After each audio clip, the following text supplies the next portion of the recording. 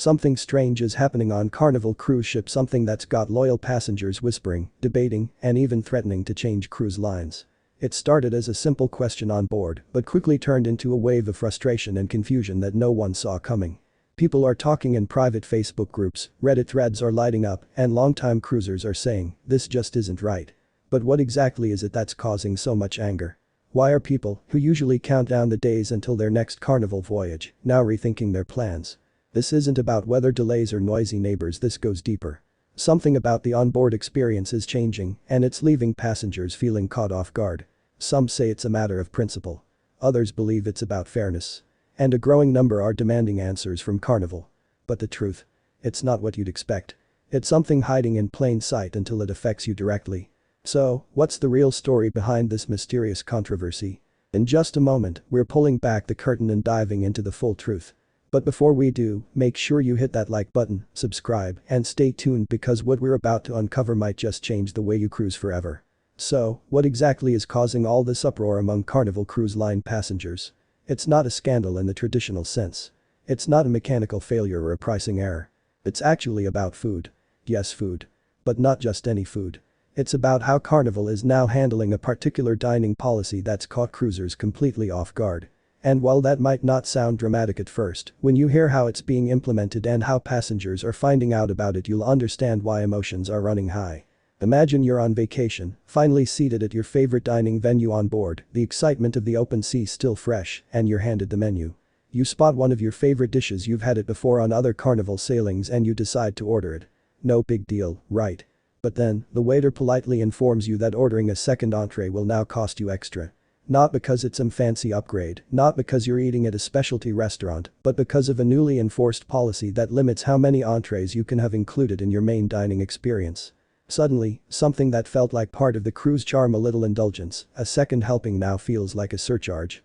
Now, to be fair, Carnival did announce this change last year.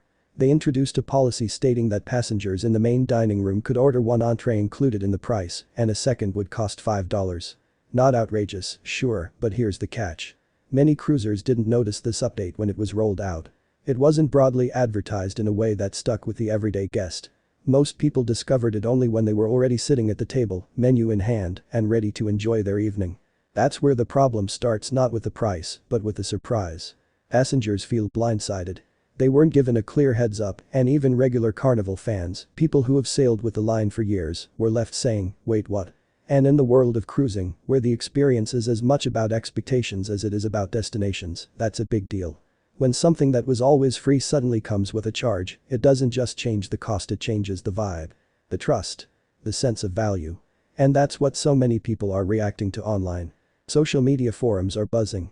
Some cruisers say it's no big deal, they don't usually order multiple entrees anyway. But others argue it's a slippery slope. If Carnival is charging for this now, what comes next? And why wasn't this made more obvious before booking? More transparency, they argue, could have helped guests feel prepared rather than tricked. And when you combine that with the emotional investment people make in their vacations, it creates a perfect storm of disappointment and debate. And while the cruise line has defended the decision by pointing to food waste and kitchen efficiency, passengers feel the rollout lacked clarity. When you're sailing with thousands of people, consistency matters.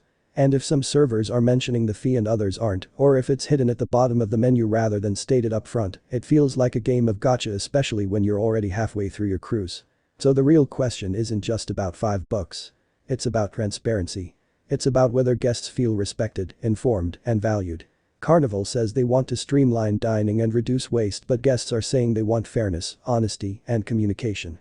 This small policy change has opened up a much bigger conversation, one that's still unfolding with every sailing.